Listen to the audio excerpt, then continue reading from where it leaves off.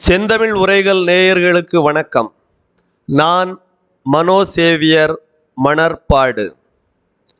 பிரச்சினை எந்த மொழியால் வந்தது என்பது தலைப்பு. பிரச்சனை இது தமிழ் சொல்தானா அல்லது பிறமொழி சொல்லா என்பதனை இன்றைய செந்தமிழ் உரைகளில் உரைத்து பார்த்து உண்மை காண்போம் வாருங்கள். பிரச்சனை என்பது பேச்சு வழக்கு. இந்த சொல்லை ஒரு நாளில் ஒரு முறையாவது சொல்லாத தமிழர் ஒருவர் கூட இருக்க முடியாது. எங்குதான் பிரச்சனை இல்லை?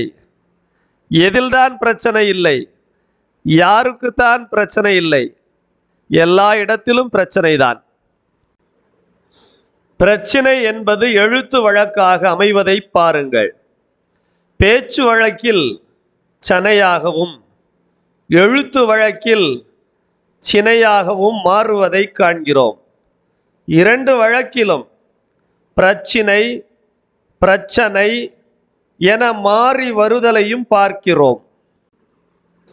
தமிழராகிய நாம் பிரச்சனையை ஆங்கிலத்தில் ப்ராப்ளம் என்று மொழிபெயர்ப்போம். பிரச்சினை ப்ராப்ளம் என்னும் இரண்டு சொற்களையும் பயன்படுத்துகிறோம். ஆனால் இவற்றிற்கு உரிய தமிழ் சொல்லை பயன்படுத்த தயங்குகிறோம்.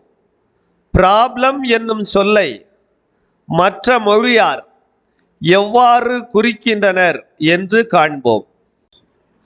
ப்ராப்ளம் என்பதை சம்ஸ்கிருதத்தில் சமஸ்யா, பிரஷ்ன முதலாய சொற்களால் வழங்குகின்றார்கள்.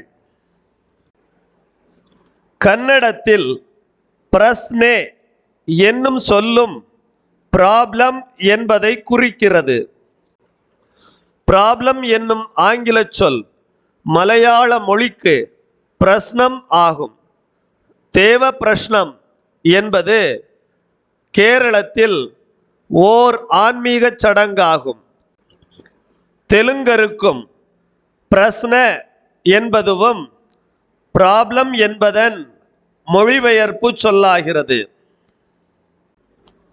ப்ராப்ளம் என்பதை ஹிந்தி, பெங்காலி, குஜராத்தி, மராத்தி, பஞ்சாபி, உருது, ஒடியா, அசாமி, சம்ஸ்கிருதம், நேபாளி, தெலுங்கு, கன்னடம் போன்ற பெரும்பான்மையான மொழிகள் சமஸ்யா என்று குறிப்பிடுகின்றன.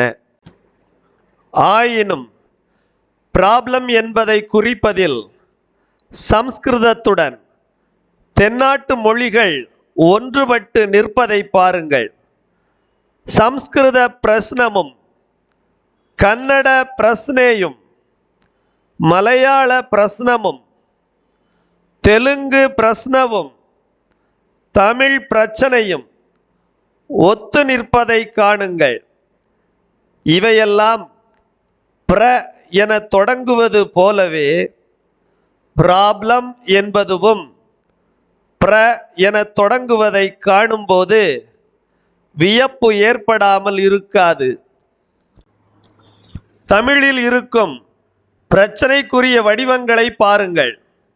பிரச்சனை, பிரச்சனை, பிரச்சனை, பிரச்சனை, பிரச்சினை என எத்தனை பிரச்சனைகள்! பிறகு என்பது பிறகு என மாறுவது போன்று பிரச்சினை என்பது பிரச்சனை என்று மாறி ஒலித்திடவும் கேட்கின்றோம். தென்னக மொழிகள் நான்கிலும் பிரஸ்னே, பிரஸ்னம், பிரஸ்ன, பிரச்ன என்று தன்னுடைய ஆளுமையை பதித்து நிற்கும் சொல்தான் பிரஷ்ன என்னும் சம்ஸ்கிருத சொல்லாகும். பிரஷ்ன என்னும் சம்ஸ்கிருத சொல் இரண்டு முதன்மையான பொருள்களை சுட்டுகிறது. முதலாவதாக பிரஷ்ன என்பது தீர்வு வேண்டி எழுப்பப்படும் வினா. பிரஷ்ன என்பதன் இரண்டாவது பொருள் தீர்வு காண வேண்டிய நிலை அல்லது கருத்து. தீர்வு காணப்பட வேண்டிய கருத்தையும் தீர்வு வேண்டி எழுப்பப்படும் வினாவையும் குறிக்க உலக மொழிகளில் பொதுவாக ப்ராப்ளம் என்னும் ஆங்கில சொல் பயன்படுகிறது. வட இந்திய மொழிகளோ சமஸ்யா என்னும் சம்ஸ்கிருத சொல்லை பயன்படுத்துகின்றன. தென்னிந்திய மொழிகள்தாம் அத்துடன் பிரஷ்ன என்னும் சம்ஸ்கிருத சொல்லையும் பயன்படுத்துகின்றன. உலகின் மூத்த மொழியாம் தமிழும் பிற தென்மொழிகளைப் போன்று பிரஷ்ன என்னும் வட சொல்லை பெற்று மட்டும் இயங்கியிருந்தால் தமிழை உயர்தனி செம்மொழி என்று எவ்வாறு சொல்ல முடியும்? தீர்வு காணப்பட வேண்டிய கருத்துக்கும் தீர்வு வேண்டிய வினாவுக்கும் பழந்தமிழர் பைந்தமிழ் பெயரைத்தானே வைத்திருப்பர். பகரமெய்யில் அதாவது இப் என்னும் எழுத்தில் தொடங்கும் பிரச்சனையை விட அழகியதோர் எளிய பழகு தமிழ் சொல்லைத்தான் அவர் பாங்குடன் பயன்படுத்தினர். ஆம், சிக்கல் என்னும் ஒரு செந்தமிழ் சொல்லையே அவர் செம்மையுறச் செப்பியிருந்தனர். சிக்கிக் கொள்ளுதல், சிக்குதல், சிக்கல், சிக்கு என்பவை சிக்கல் என்னும் சொல்லின் வேறும் கிளைகளும் ஆகும். சிக்குதல் என்பது அகப்படுதல் என்னும் பொருளும் தரும். வேறும் கிளையும் காணுதல் அறியாது பிரச்சினை என்னும் பிறமொழி சொல்லை பயன்படுத்துதல் தவிர்ப்போம். எளிதில் பொருள் உணர்த்தும் சிக்கல் போன்ற செந்தமிழ் சொற்களை அறிந்து பயன்படுத்திட ஆர்வம் வளர்ப்போம்.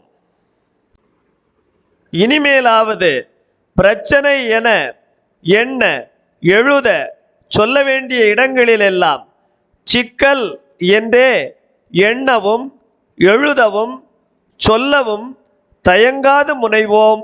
தமிழால் உயர்வோம். நன்றி, வணக்கம்.